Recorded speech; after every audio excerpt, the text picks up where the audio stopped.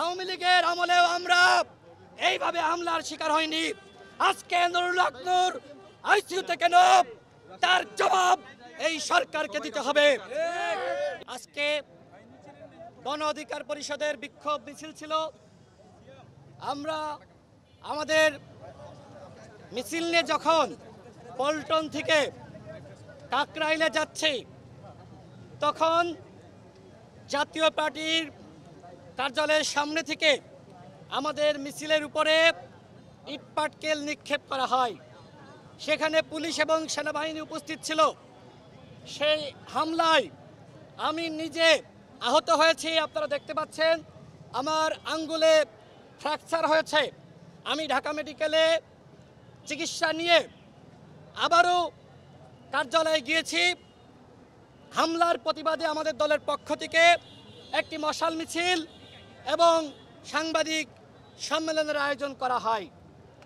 মশাল মিছিল নিয়ে আমরা যখন আবারও পল্টন ঘুরে নাইটেঙ্গেল মোড়ের দিকে যাচ্ছি, তখন জাতীয় পার্টির কার্যালয়ের সামনে থেকে আবারও ইটপাটকেল নিক্ষেপ করা হয়।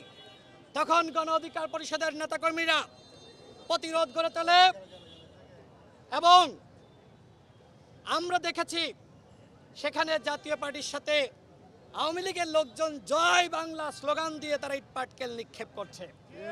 জাপার এত বড় সাহস নাই যে তারা আমাদের উপর হামলা করবে। মূলত এই জাপার ঘাড়ের উপর ভর করে আপা ফিরে আসার একটি চক্রান্ত শুরু হয়েছে। আমরা অন্তর্বর্তীকালীন সরকারকে আগেও বলেছি, এখনো বলছি, আজকেও বলছি, আওয়ামী লীগ জাতীয় পার্টি কতটা ভয়ঙ্কর হতে পারে এই আজকের হামলা থেকে আপনারা কিছুটা প্রমাণ পেয়েছেন। যখন আমরা রাত 9:30টায় প্রেস ব্রিফিং শুরু করতে যাচ্ছি, আমি কথা বলা শুরু করব, আমার মুখ থেকে সবেমাত্র শব্দ বের হচ্ছে, তখন সেনাবাহিনী পুলিশ অতর্কিতভাবে আমাদের উপরে হামলা চালায়, নুরুল হক নূরের উপর হামলা চালায়। এই হামলায় নুরুল হক নূরের নাক ফেটে গিয়েছে, তার চোখে আঘাত লেগেছে, তার বুকের উপরে বুট জুতা দিয়ে পারানো হয়েছে এবং তিনি এখন তার জ্ঞান নাই, তিনি মুমূর্ষ অবস্থায়। আওয়ামী লীগের আমলেও আমরা এইভাবে হামলার শিকার হয়নি। আজকে নুরুল হক নূর আইসিইউতে কেন, তার জবাব এই সরকারকে দিতে হবে। ইতিমধ্যে অন্তর্বর্তীকালীন সরকারের প্রেস সচিব সেদিন কথা বলেছেন। আমরা তার কাছে জানতে চেয়েছি জাতীয় পার্টিকে নিষিদ্ধ করা হবে কিনা, 14 দলকে নিষিদ্ধ করা হবে কিনা, সেনাবাহিনীর যারা, পুলিশ বাহিনীর যারা আজকে এই হামলার সাথে জড়িত তাদেরকে শাস্তির আওতায় আনা হবে কিনা সেটি আমরা জানতে চেয়েছি। আজকে এই হামলার আগে সেনাবাহিনীর ঊর্ধ্বতন কর্তৃপক্ষ, পুলিশ বাহিনীর ঊর্ধ্বতন কর্তৃপক্ষ আমাদের সাথে যোগাযোগ করে নুরুল হক নূর এবং আমার সাথে কথা বলে। তারা আমাদেরকে বলে, ভাই আপনারা কর্মসূচি শেষ করে দেন। আমি তাকে বলি, নুরুল হক নূর তাকে বলে, আমরা প্রেস ব্রিফিং করে আমাদের কর্মসূচি শেষ করে দেব। কিন্তু এই প্রেস ব্রিফিং চলা অবস্থায় সেনাবাহিনী যে অ্যাগ্রেসিভ মোডে আমাদের উপর হামলা চালিয়েছে, আমরা তার বিচার দাবি করছি।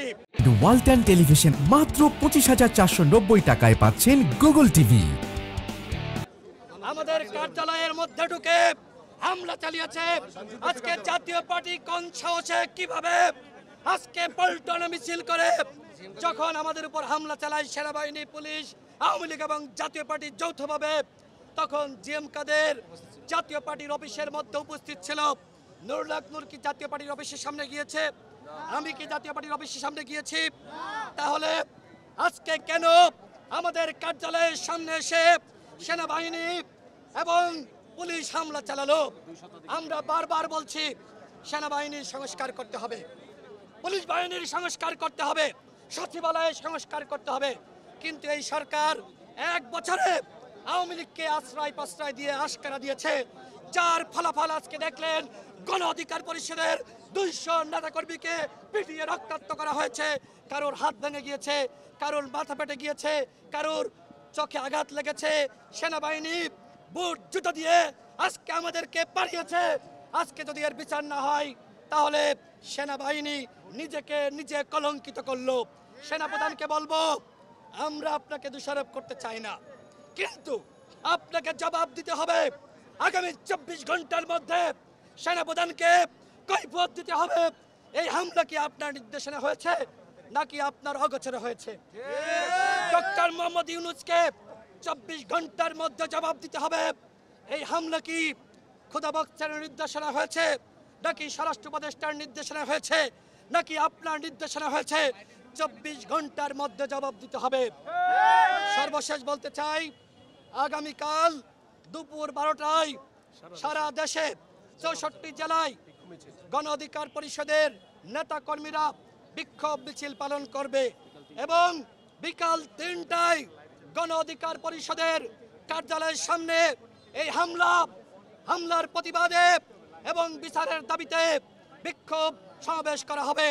সরকারকে 24 ঘন্টার আলটিমেটাম দিচ্ছি, এর মধ্যে যদি জবাব না দেন, পরবর্তীতে যদি কোনো অঘটন ঘটে, আমরা যদি আইন হাতে তুলে নিই, তার জন্য কিন্তু এই সরকার আপনাকে দায়ী থাকতে হবে।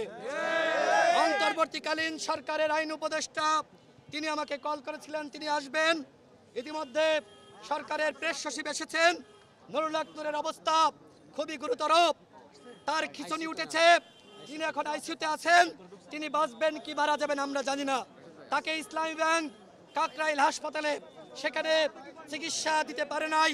ইসলামী ব্যাংক কাকরাইল হাসপাতালে এখনো পর্যন্ত আমাদের শতাধিক নেতাকর্মী সেখানে চিকিৎসারত অবস্থায় রয়েছে। নুরুল হক নূর এতটাই গুরুতর আহত, তাকে ঢাকা মেডিকেলের আইসিইউতে আনা হয়েছে।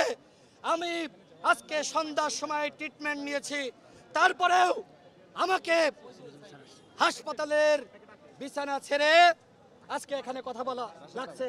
অন্তর্বর্তীকালীন সরকারের উপদেষ্টা আসিফ স্যার এসেছেন, তিনি কথা বলবেন। আমি আগেও বলেছি এই হামলার আমি স্যারকে, আপনারা থাকেন স্যারকে, আমাদের শেষ হ্যাঁ, আমাদের শেষ করে। আমাদের শেষ তাহলে না, তাদের সাথে আমাদের কোনো ইয়ে নাই, আমাদের শেষ। আমাদেরটা শেষ। আমরা সরকারের কাছে জবাব চাই, সরকার এই ঘটনার বিচার করবে কি করবে না।